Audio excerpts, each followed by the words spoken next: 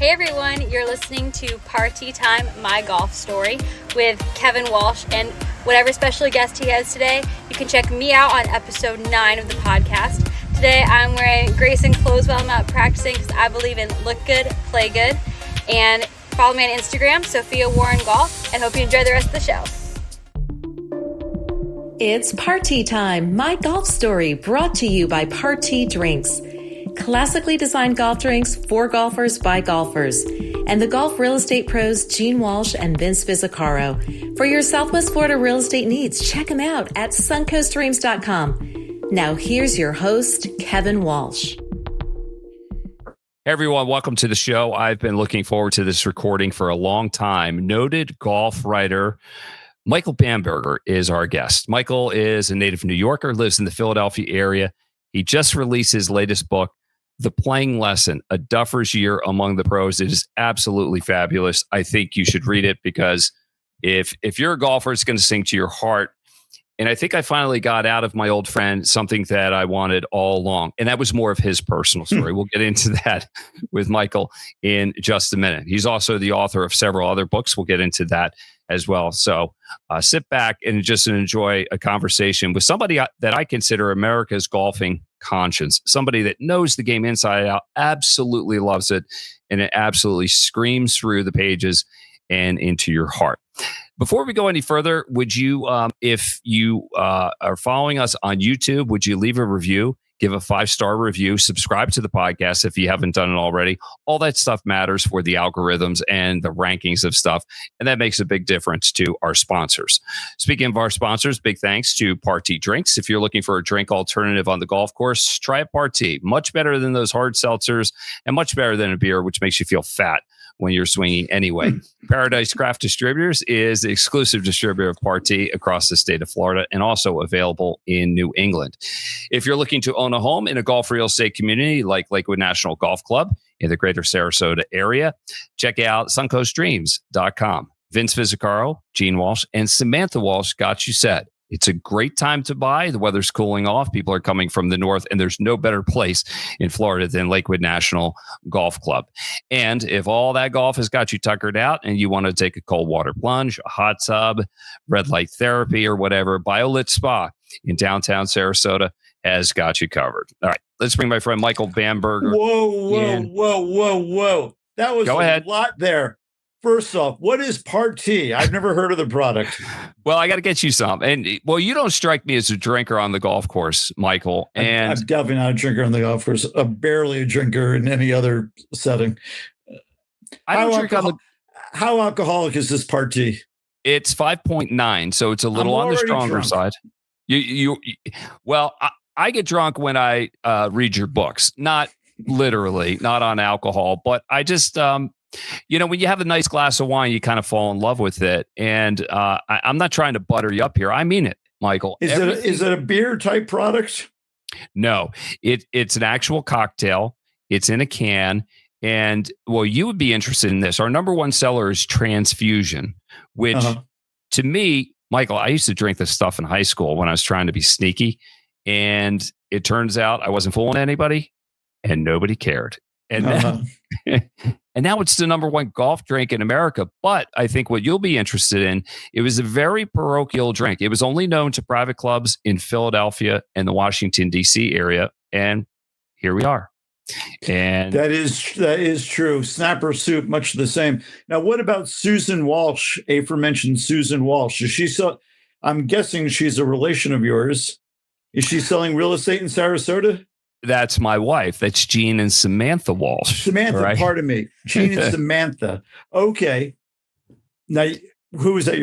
Who are they? Well, Gene is my wife. Samantha is my daughter. So they're on the Suncoast Dreams real estate team based at Lakewood National Golf Club, where I live. So for folks, I mean, the whole point of the podcast, Michael, is to introduce people to interesting people, but it's also to promote some real estate and the Party product. But you got to have content. So your content today. But Kevin, let me ask you a very pointed question. Why do I always associate you with Fenway Park and Boston? When did you become a Floridian? I'm really surprised by this development. Well, I was in Boston from 2009 to 2020. I was working for NBC Sports Boston, was one of the sports anchors and reporters. And COVID turned the broadcast world upside down. NBC had massive layoffs. So we just kind of picked ourselves up by the bootstraps, and we're living a totally new life in Florida on the Gulf side. And you know my love of golf. I've had golf in my life for 50 plus years. Yeah. And now I serve the game as a full-time caddy, as a podcaster, and I hustle these golf drinks. And not that I wanted all this to happen. I mean, if I could unwind time and go back, COVID never would have happened. I still would have been a broadcaster in Boston. But, you know, you take what life gives you and you make the best of it. And I just couldn't imagine anything different. Life in Florida is absolutely great. And you should come down sometime. All right. Well, I'm down a lot. Where are you doing your caddying? Caddying at a major resort in Central Florida and also at a very high-end private club. So I'm getting a lot of people. I never imagined at 55 caddying would be full-time, but I love it. I love the grind of it. And this would sing to you. I'm playing golf. I'm just not hitting the shots. Do you feel me on that one? Do you know what I'm saying? Yes, I do, because you're in on every shot and you have an emotional investment on every shot. And if you give the guy a read and it's the wrong read, or it's the right read, but he perceives it's the wrong read, you kind of got to absorb it and find a way to make it work so that so it's not lingering still when you play the next shot or when your guy plays the next shot. So yeah, I can totally see that. I think caddying is really a great experience for everybody, because part of the quality of the caddy is to lose yourself in your player's play. And that requires whatever the opposite of self-absorption is. You got to really lose yourself for the player's benefit. And that's a skill that you can apply to anything. Well, you've done it before. Have you done it on the club level or just when you were looking for good writing material? Like I remember you caddying for Peter Teravainen and him saying, never put your ball in your pocket, in his thick Masshole accent. But did you do it in any other way other than just? Yeah, I did. I caddied in high school. Probably not a lot like a lot of guys did, but I caddied for my high school principal and some others at a golf course that didn't really have a caddy program, but I found a way to caddy there. So I did get a sense of it. My high school principal would pick me up at my parents' driveway. Probably not that early, maybe 6:30 on a Sunday morning. Maybe Saturday morning and Sunday morning, some weekends. And I loved it. I loved being part of the game. And I think as a kid, and any kids who are listening who are caddies will know what we're talking about, you learn really how adult behavior works and how crass it can be and how funny it can be and adult insights into things. So I think it's just one of the great kid professions anywhere. And as Kevin, as you're showing in your own life, it can sustain people way beyond high school and college years as well. And you see a lot of people who are in their 50s and 60s and older sometimes caddying. Well, tell me this. Was your high school principal different when you were on the bag than he was in the hallways?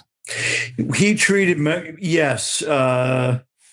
We were sort of equals on the golf course. Of course, a caddy and a player aren't.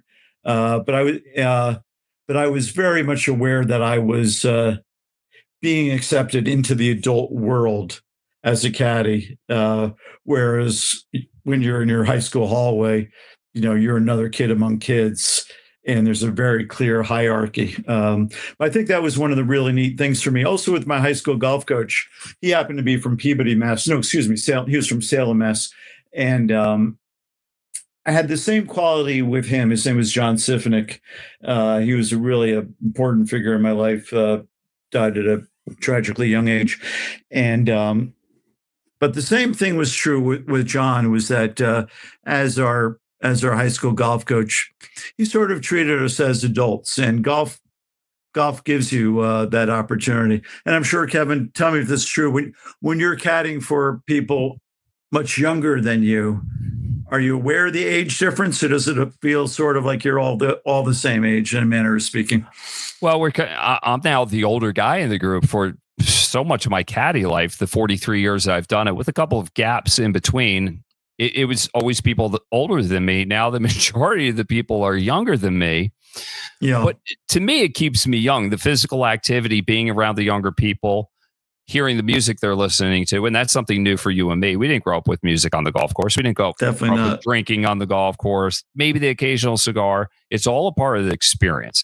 And whatever gets them there.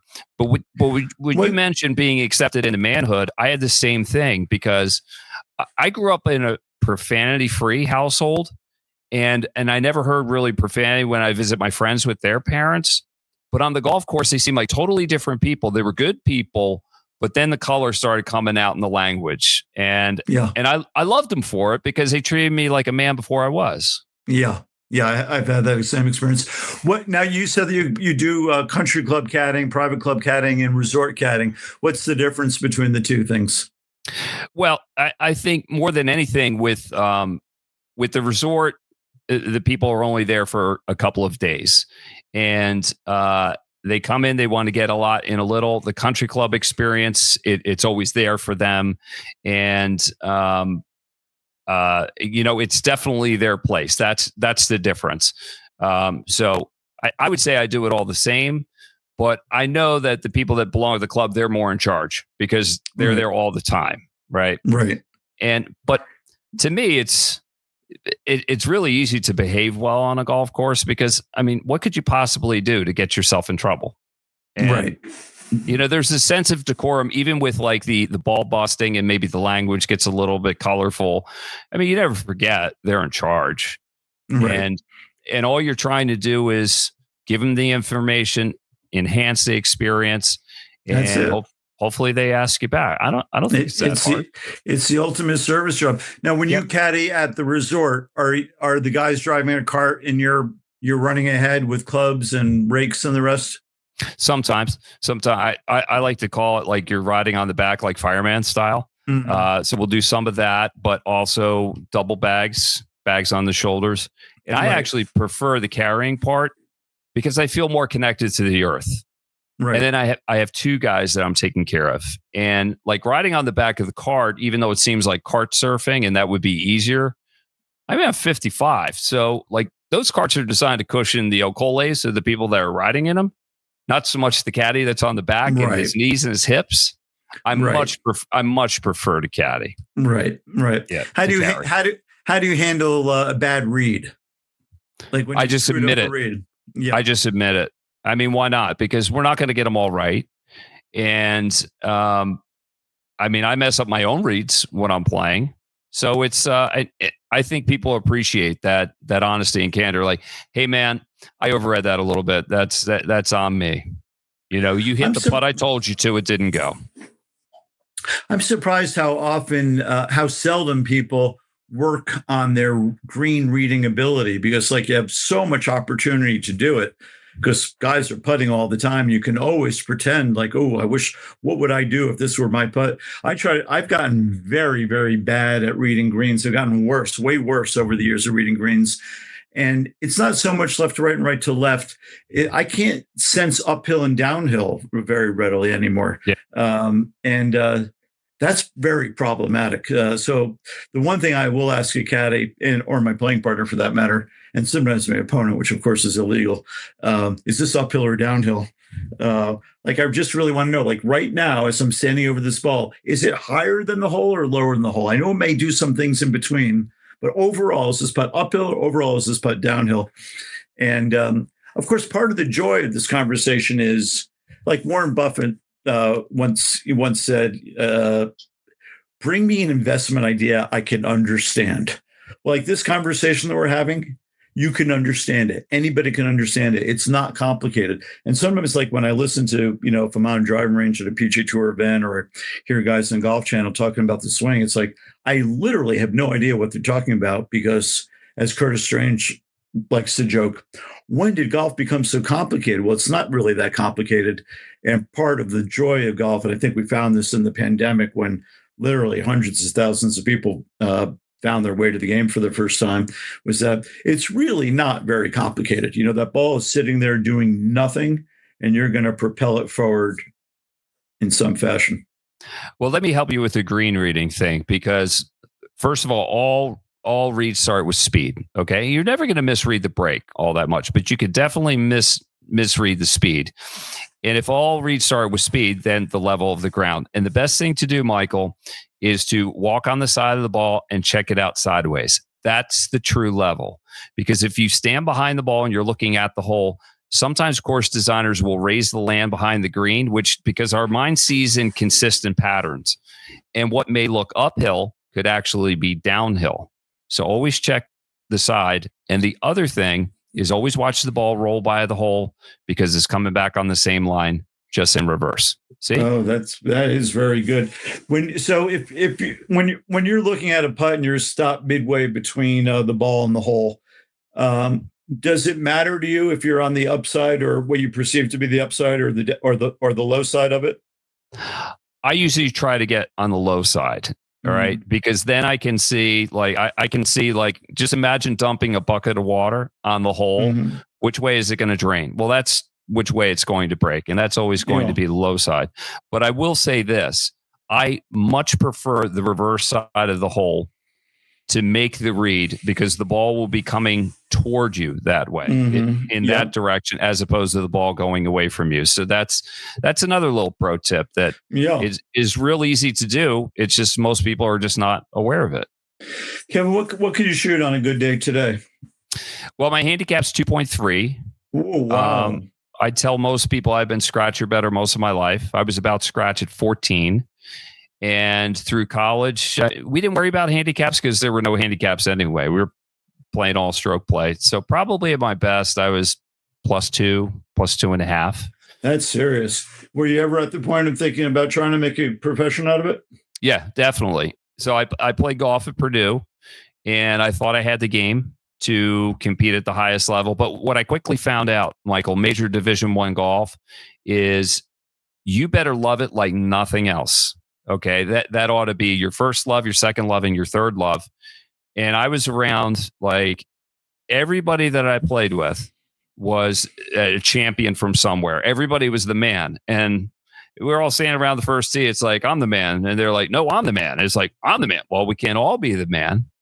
And then the elites like Steve Stricker, Gary Nicklaus, Chris Smith, who were the best players in the Big Ten at the time, they were the elites. They picked up the scraps. The rest of us just cannibalized each other.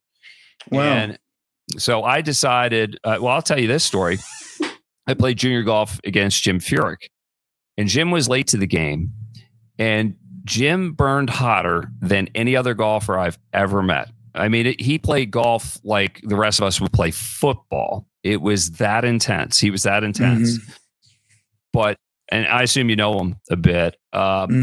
He wanted that burn, and he needed competitive golf in his life like the Broadway actor needs the stage. You know what I mean? I mean, who makes it to Broadway? Only the best of the best. And if they didn't have the stage, they would die. I mean, their need to compete is that strong. I didn't have that love. So I moved into broadcasting and turned out I had a very mediocre career. No, don't say that. You had the career you had, and it got you to where you are, and you got your wife and your daughter gainfully employed, selling real estate in Greater Sarasota. Is that where you are? Yep, that's right. Lakewood Ranch. Is that near Nick Bollettieri, the tennis camps? Are they down that way? Yes, that's in Bradenton. So that's about 20 minutes down the road. Okay. And it's now the IMG Academy, no longer Nick Bollettieri, but we have some of the whippersnappers at IMG. I've caddied for them. Great players. They're all dreamers. They're trying to get to the next level. The last great golfer to come out of IMG was Nelly Korda. I imagine you've heard of her. Incredible. Just such. Was the dad? Was he also a Bollettieri person? I don't know, but the Korda sisters and their brother Sebastian, he plays on the APT World Tour. He's a professional tennis player. He's great. Daughters of Peter Korda. Interesting. Yep. Was he a hockey player as well, or is he always a tennis guy? He was a tennis player, and the mother was as well. And I've caddied for Peter And it was just before he was playing with Nelly in the father-son, father-daughter, the PNC thing in Orlando. And I caddied for him about 2 weeks before, and he told me the only reason he was playing was because Nelly was making him play. And you'll probably remember when Nelly met Tiger for the first time and took a picture with him and was all geeked out. It was 2 weeks prior. Oh, no. And he said he wasn't a golfer. Michael, he was a legit, I guess he didn't play, but he's such a good athlete. He struck the ball properly. He hit a couple stinger shots. And he said, so I moved the ball back in my stance and I kind of squeezed the ball a little bit. And I'm like, yeah, Michael, that's a stinger. I mean, it was just amazing to see what a good athlete could do with golf. Yeah. And you see it with the tennis players, but you really, really see it with the hockey players. The hockey players can figure out golf quicker than anybody, which is kind of amazing because they play such a high speed game. And of course, golf is, so slow and contemplative. But, that winding up and the clearing for a right hander, the clearing of the left hip and the lag, it's all very similar to hockey. Yes, it is. Michael Bamberger is our guest here on Party Time, My Golf Story, brought to you by the Golf Real Estate Pros of Gene and Samantha Walsh and Vince Visicaro. SuncoastDreams.com. If your dream is to live in a golf resort community like Lakewood National Golf Club, where this podcast originates from, Gene, Samantha, and Vince are your people. If you're tired how does Vince fit in with the other with the ladies? Is it a good fit there? It's a great fit because Vince is the one that brought us here. He was our realtor. And then my wife joined his team. And then my daughter, Samantha, graduated from college. She had a real estate license before she graduated. And then she joined the team. So they're all on Team Vince. They're all on Team Vince. Yes. But what do they call their team? SuncoastDreams.com. Suncoast Dream. Perfect. Yes. Dreams is a very powerful word. I remember once playing years ago. I was playing in these Philadelphia Suburban League matches, and I was playing with this guy who was a truck driver, and he was representing his club, and I was representing mine. And he said his dream was to play Pebble Beach, and I was really touched by that because, if you're lucky enough, to have the life that I've led, you get a chance I've had a chance to play Pebble Beach. I've had a chance to pay the green fee, and I've had a chance to play it as a guest as well. But the idea that, this guy had the dream of playing Pebble Beach and that he was going to save up for years to do it. I don't know. I just found it moving. And I guess the thing that I took from that is that everybody can have a dream. I think it's really useful to have a dream, and that your dream and somebody else's dream could be totally different, but still have that same powerful sense of motivation behind it. Well, speaking of Pebble, I'll just tell you the story about my best friend's parents. I mean, true Philadelphia people, very successful in the auto body industry and insurance industry, but real Philly people, and you could hear it in their voices. And when I lived in Fresno, California, Wayne and Claudia were coming out to San Francisco to do some business, and they were going down to Pebble. And my friend's dad naively said, "Hey, me and Claudia are going to be at Pebble Beach. Come meet us there." And I'm like, "Wayne, it's not that easy." He's like, "You figure it out. Figure out the tee times, and I'll pay for everything." I'm like, "I'll see you there." Right. So I had to pull some strings, and I told them, now these are people that want for nothing in life, but everything they have, they've made it themselves. But I was trying to describe Pebble to them beforehand. So number one, they would be dressed appropriately because, Pebble at certain times of the year is very cold, and Central California cold is a whole different level. It's wet cold. Yes. And Mark Twain said the coldest winter he ever spent was the summer in San Francisco. All true. Right. So I'm like, bring some warm clothes. They brought the thinnest Florida sweaters ever, had to go in the golf shop and buy like $1,000 rain suits. And as we were walking down the first hole, my friend's mother, I just called her Claudia, and I see her like looking around and just tootling around and just looking at everything. I saw her turn her face, and I saw a tear coming down her cheek. And I said, "Claudia, why are you crying?" And now this is Philadelphia, and you'll get this, Michael, because you're deeply immersed in Philadelphia now. She goes, "Kev, when you told me this place was going to be beautiful, I knew it'd be beautiful. But I just can't believe any place can be this beautiful." And Casey Boynes was our caddy. He looked over and he goes, "Oh, that's something." I mean, that just says it all, doesn't it? That's a beautiful story. And an outstanding Philadelphia accent. They could have used you as a dialect coach on that. What's that show called? Not Marestown. Some murder mysteries. You would definitely know it if I could come up with it. Somebody of blah blah town. But anyway, you nailed the accent. Casey Boynes. Now, it's amazing that you would bring up his name, one of my favorite people.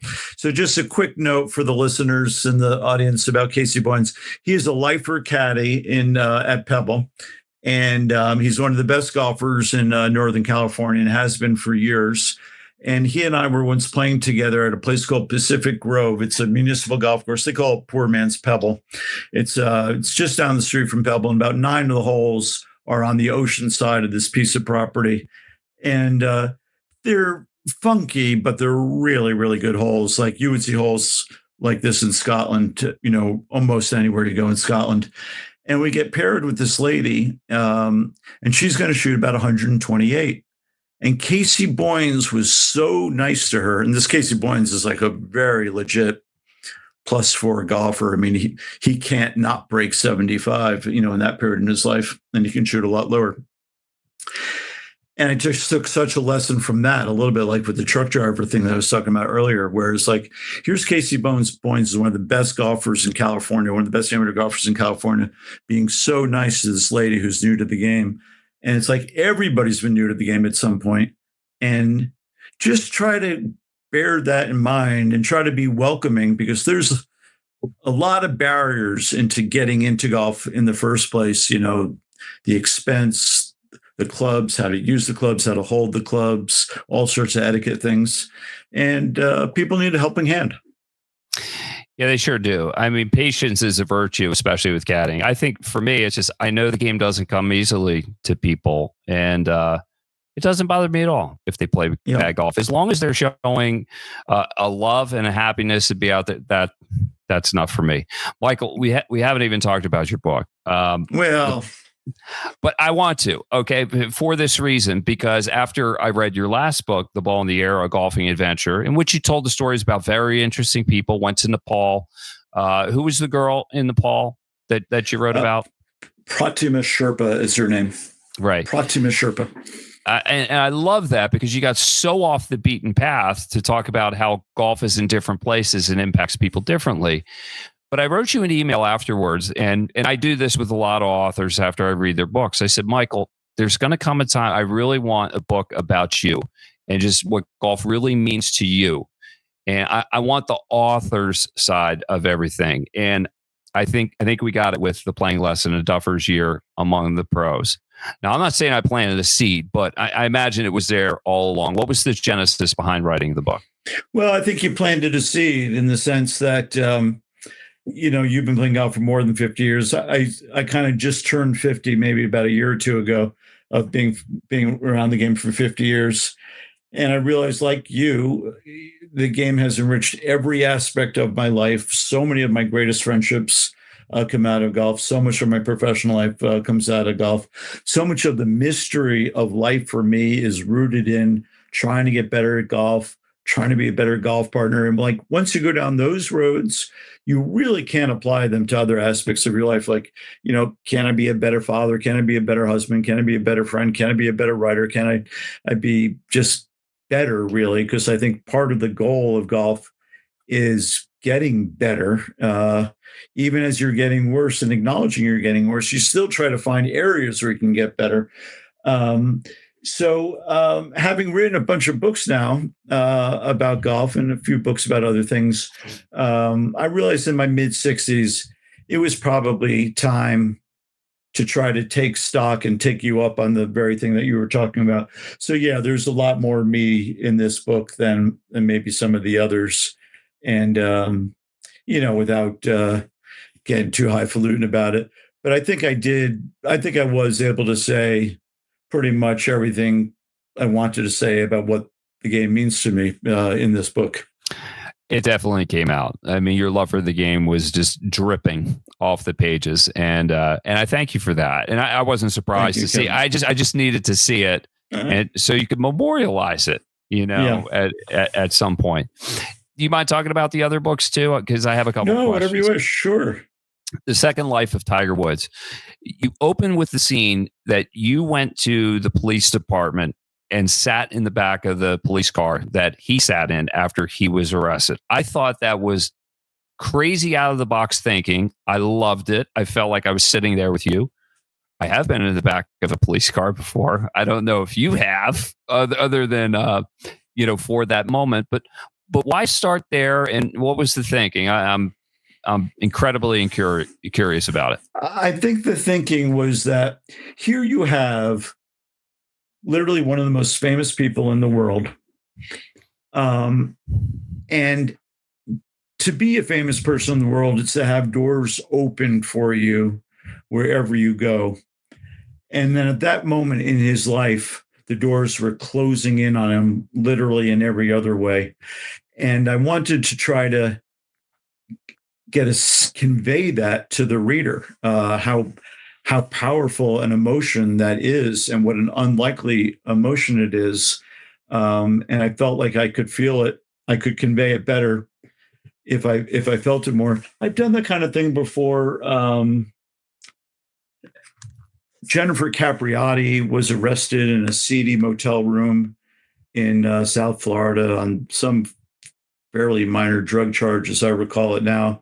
For those who don't remember, she was a tennis phenom, probably, Kevin, mid-'80s? Was that late 80s? Yeah, it was late 80s. She was 14, had an overbearing father, was really good, was really pretty, and then it just all seemed to fall apart.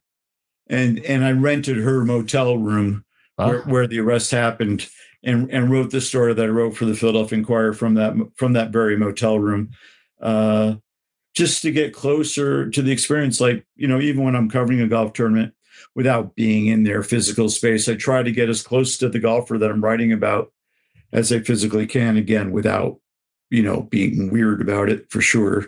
But I think that was just such a powerful moment in Tiger's life. But then, anyway, just to go down that road for just one little bit there,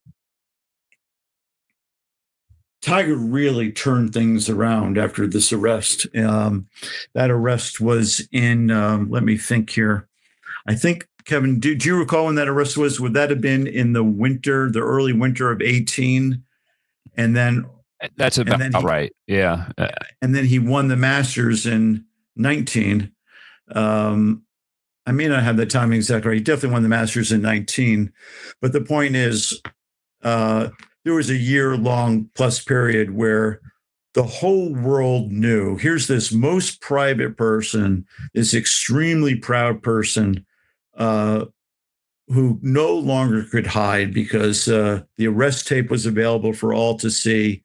And you knew, without knowing, without prying, you knew things were not right in his life, or he would never be in that position in the first place. So the ability it takes a lot. It takes more than just sobriety to win a Masters. You've got to have your head on straight. It's so hard to win a Masters, so hard to win any golf tournament, but especially that golf tournament. So I thought by starting at the lowest of the lows and trying to understand really where he was, it would help the reader appreciate where he got to, roughly 18 months later. I thought that was great. Now I want to ask you about Men in Green, in which you drove around in your Subaru station wagon with Mike Donald. I thought it was great. I felt like I was riding in the back seat with a six-pack, although that'd be illegal. But it would have been a lot of fun listening to you guys and visiting the games greats. But the one thing that stood out to me more than anything was when you talked about Jack Nicklaus and Arnold Palmer and how much time they spent in the air together, with Arnold at the controls and Jack kind of sort of flying co-pilot. And I think your estimate was like they spent like 1,000 hours in the air together with the headphones on, just looking forward. And I think you even said like some husbands and wives don't spend that much time together. I mean, that was just amazing. Just imagine what they talked about. Yeah. people often speak of this greatest generation. People, men especially born in the United States in the 20s, early 20s, and served in World War II, and then came out of World War II. But for golf, there was the greatest generations that's just about 10 years younger than that generation. And Arnold was definitely part of it. And Jack was the tail part of it. And they grew up in the opportunity and the warmth and the ease of the Eisenhower years. And I think the thing I took most, Kevin, from what you just described was, here's Arnold in this prop plane, picking up just like, I'll fly into town. I'll fly into Columbus, Ohio. I'll pick up Jack. He'll put his clubs. We'll get back up in the air. We'll fly. We'll do some exhibition. They'll give us, bags of cash, and we'll do it again next week. And that's how they made money, and that's how they developed their friendship. And I just found that very, endearing and really kind of romantic. And what a great way to forge a friendship for these two icons of the game who are totally different in personality, separated by 10 years, but had this underlying love for one another.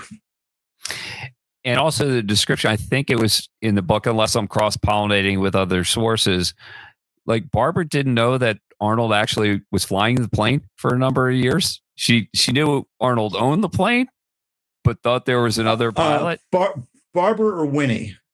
Mrs. Nicholas or Mrs. Palmer? Mrs. Nicholas. Winnie, of course, knew Arnold was flying. Right. I don't think that's from me. I think that's from one of your other sources. Okay. That's funny. I will ask Mrs. Nicholas that if I get to see her at the Masters this year. I will report back to you the answer. Okay, sounds good. And the book, not golf related, but I love this because it made me feel like I was in high school again. And I interviewed you on TV when the book came out. I remember that. Wonderland. You were so nice to do that. Is that when we first met? I think that's when we first met in person. And the premise of the book was a good question to ask anybody is, tell me about your high school prom, because everybody has a memory of it. And you went to, well, why don't you tell the story, like selecting Pennsbury High School and all that's involved in it? Do you have like an astonishingly good memory? Because I don't know how you're pulling all these questions out of thin air. You haven't seen these books presumably in a lot of years. Well, that's going back probably 20 years. Okay, so I'll refresh your memory because this is how memory works. I remember. I'm just amazed that you remember. Right. I mean, it's great of you to remember. I'm extremely flattered that you do. So I know your listeners would not know this part of Philadelphia necessarily, but in Lower Bucks County, there's a big public high school called Pennsbury High, and it draws from all these diverse communities. There's a very wealthy enclave in Yardley, and there's a middle class enclave much nearer the class, much nearer to the school, and then there are trailer parks with working class families and working poor.